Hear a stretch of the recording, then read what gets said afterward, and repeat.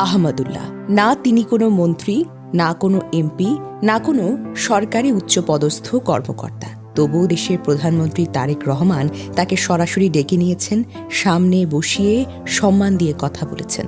বাংলাদেশের রাজনৈতিক বাস্তবতায় এমন দৃশ্য কিন্তু খুব কমই দেখা যায়। সাধারণত সরকার প্রধানের বৈঠকে থাকেন মন্ত্রী, সংসদ সদস্য, দলের শীর্ষ নেতা কিংবা উচ্চপদস্থ কোনো আমলা। কিন্তু এবার সে প্রচলিত ধারার বাহিরে গিয়ে এক আলেমকে সম্মান দিয়ে সামনে বসিয়ে কথা বলার ঘটনাকে অনেকে একটি ব্যতিক্রমী দৃষ্টান্ত হিসেবে দেখছেন। দেশে অনেক বড় বড় আলেম, মুফতি, ওলামা আছেন, কিন্তু প্রধানমন্ত্রী বিশেষভাবে শায়েখ আহমদুল্লাহকে ডেকেছেন কারণ তিনি গত এক দশকেরও বেশি সময় ধরে আসুন্না ট্রাস্ট ও আসুন্না ফাউন্ডেশনের মাধ্যমে লাখ লাখ টাকার জাকাত স্বচ্ছভাবে বিতরণ করেছেন। তার জাকাত বিতরণের প্রক্রিয়া অত্যন্ত স্বচ্ছ। প্রতিটি বিতরণের হিসাব, ছবি, ভিডিও, রসিদ প্রকাশ করা হয়। দারিদ্র্য বিমোচন, শিক্ষা, চিকিৎসা, বস্ত্র, গৃহ নির্মাণ এসব ক্ষেত্রে তার কাজের প্রভাব সাধারণ মানুষের কাছে দৃশ্যমান।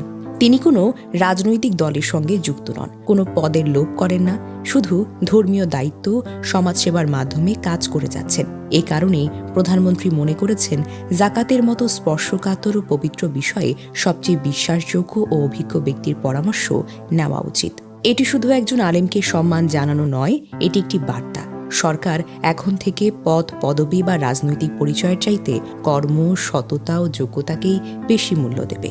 বাংলাদেশের ইতিহাসে কোনো প্রধানমন্ত্রী এভাবে কোনো অরাজনৈতিক, অপদস্থ ব্যক্তিকে সরাসরি ডেকে জাতীয় নীতি সংক্রান্ত গুরুত্বপূর্ণ আলোচনার সামনে বসিয়ে পরামর্শ নেননি। এটি প্রমাণ করে যে প্রধানমন্ত্রী তারেক রহমান সত্যিকারের অন্তর্ভুক্তিমূলক ও মূল্যবোধ ভিত্তিক শাসনের প্রতিশ্রুতি বাস্তবায়ন করছেন। সামাজিক মাধ্যমে এবি জুবাইর লিখেছেন, শায়েখ আহমদুল্লাহকে বাংলাদেশের জন্য খোদার এক বিশেষ রহমত মনে করি। গতকাল প্রধানমন্ত্রী তারেক রহমান তাকে ডেকেছিলেন কিভাবে জাকাত ব্যবস্থার মাধ্যমে দেশের দারিদ্র্য সমস্যা বিমোচন করা যায় এই বিষয়ে পরামর্শ করার জন্য। একটা কমিটিও করা হচ্ছে উনি সহ।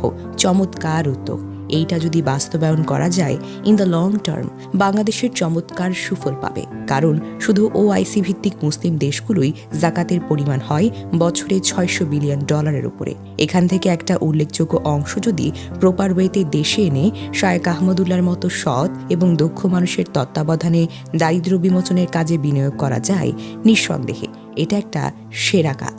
ওনার স্ট্র্যাটেজিও বেশ চমৎকার। কাউকে দান করেন না, বরং বিভিন্ন প্রশিক্ষণ দিয়ে কর্মসংস্থানের ব্যবস্থা করে দেন। কাউকে আইটি ট্রেনিং দেন, কাউকে রিক্সা কিনে দেন, কাউকে সেলাই মেশিন কিনে দেন।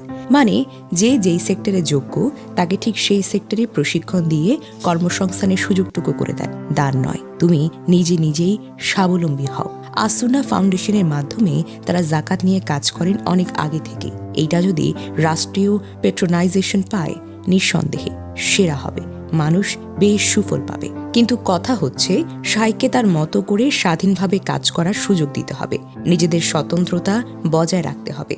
ফাউন্ডেশনকে রাষ্ট্রের পেটে ঢোকানো যাবে না।